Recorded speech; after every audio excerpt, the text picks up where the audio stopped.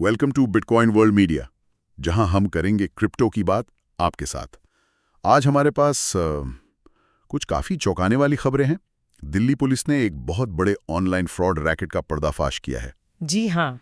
और इसमें जो सबसे दिलचस्प बात है वो है क्रिप्टो करेंसी का इस्तेमाल बड़े पैमाने पर। बिल्कुल। और ये कोई छोटा मोटा मामला नहीं है, जैसा आपने कहा। पुलिस ने दिल्ली, हरियाणा, पंजाब, उत्तराखंड, मतलब कई राज्यों में एक साथ छापे मारे हैं। कई राज्यों में? हाँ जी। कई साइबर फ्रॉड गैंग पकड़े गए हैं और अभी तक, जहां तक खबर है, 4 लोगों को गिरफ्तार भी किया गया है। 4 लोग गिरफ्तार? जी। तो इससे पता चलता है कि ये रैकेट कितना फैला हुआ था। हाँ, और ये गैंग्स जो हैं लोगों को ठगने के लिए अलग अलग तरीके अपना रहे थे। सुनने में आया है कि कभी तो झूठी इन्वेस्टमेंट स्कीम्स का लालच देते थे। हाँ, कि पैसा लगाओ और जल्दी अमीर बन जाओ टाइप। वही। और कभी कभी तो मतलब हद ही कर देते थे, खुद को पुलिस या कोई सरकारी अफसर बताकर लोगों को डराना धमकाना। हाँ, उसे डिजिटल अरेस्ट भी कहा जा रहा है आजकल। डिजिटल अरेस्ट मतलब फोन पर ही डरा कर एक तरह से काबू कर लेना। बिल्कुल, फोन पर ही धमका कर पैसे ऐंठना। बाप रे। और जो सबसे, आप कह सकती हैं, हैरान करने वाली बात सामने आई है वो है क्रिप्टो करेंसी का कनेक्शन। हाँ, ये मैं पूछने ही वाला था। क्रिप्टो का क्या रोल था इसमें? पुलिस ने करीब 5 करोड़ रुपए के क्रिप्टो लेन देन का पता लगाया है और ये लेन देन दुबई में बैठे हैंडलर्स से जुड़े हैं। दुबई? 5 करोड़? जी। ये सारा पैसा 3 अलग अलग डिजिटल वॉलेट्स में ट्रैक किया गया है। अब ये डिजिटल वॉलेट्स, आप इन्हें एक तरह का ऑनलाइन बटुआ समझ सकते हैं जहां ये क्रिप्टो करेंसी रखी जाती है। अच्छा, तो ये फ्रॉड का तरीका क्या था इनका?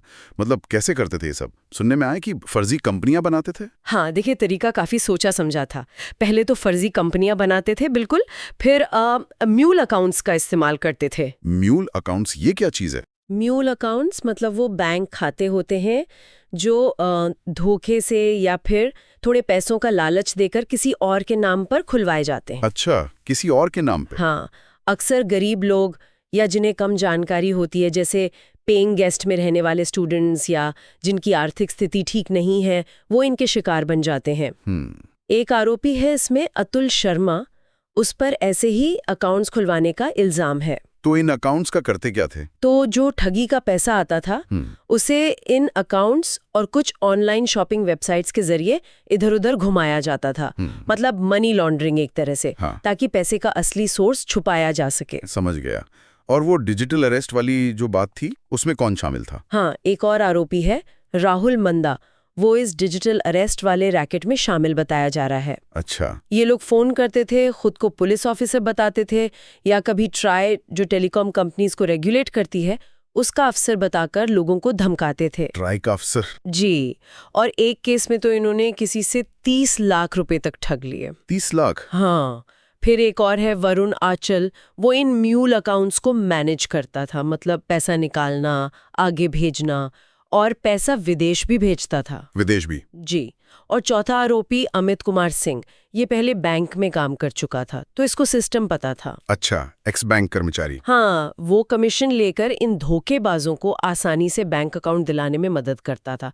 तो आप देखिए, पूरा एक नेटवर्क बना रखा था इन लोगों ने। वाकई, ये तो बहुत ही ऑर्गेनाइज लग रहा है। पुलिस को छापों में बहुत सारे mobile phone, SIM card, laptop, debit credit card, chequebook भी मिले हैं। जी हाँ, काफी सामान मिला है। तो जाहिर है जांच अभी चल रही होगी और शायद और भी लोग पकड़े जाएं इसमें। बिल्कुल, जांच अभी जारी है। उम्मीद है कि पूरी चेन का पता लगेगा। क्वेश्चन, अब एक बड़ा सवाल मेरे मन में आ रहा है। ये अपराधी जो हैं, ये बैंक अकाउंट की जगह क्रिप्टो करेंसी का इस्तेमाल क्यों कर रहे हैं इस तरह की धोखाधड़ी में? मतलब क्या फायदा है इसमें? हाँ, देखिए, ये एक बहुत अहम सवाल है। अपराधी आजकल क्रिप्टो करेंसी का इस्तेमाल कई वजहों से कर रहे हैं। पहली बात तो ये कि इसे ट्रैक करना पारंपरिक बैंक खातों की तुलना में थोड़ा मुश्किल हो सकता है। मुश्किल मतलब नामुमकिन नहीं? नहीं, नामुमकिन बिल्कुल नहीं है। पुलिस ट्रैक कर लेती है, जैसे इस केस में भी हुआ, लेकिन इसमें ज्यादा तकनीकी जानकारी और मेहनत लगती है। बैंक अकाउंट का ट्रेल फॉलो करना शायद थोड़ा सीधा होता है। अच्छा। और दूसरी बात यह है कि ये ठगी का पैसा बहुत तेजी से क्रिप्टो करेंसी में बदल लेते हैं और फिर अपने डिजिटल वॉलेट्स में रख लेते हैं। और सबसे बड़ी आसानी इनके लिए ये है कि क्रिप्टो को दुनिया के किसी भी कोने में भेजना बहुत आसान और तेज होता है। कोई ज्यादा रेगुलेशन या कागजी कार्रवाई नहीं लगती है, जैसे इस मामले में पैसा फटाक से दुबई भेज दिया गया। हाँ, ये तो है। तो इससे पुलिस के लिए पैसे के फ्लो को रोकना और उसे रिकवर करना वो ज्यादा चुनौतीपूर्ण हो जाता है। ये तो वाकई चिंता की बात है। आजकल जिस तरह से ये ऑनलाइन धोखाधड़ी के मामले बढ़ रहे हैं, हर रोज कुछ नया सुनने को मिलता है।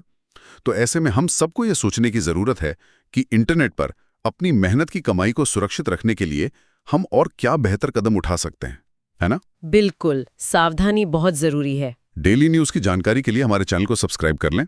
जल्दी मिलते हैं एक नए टॉपिक के साथ। धन्यवाद।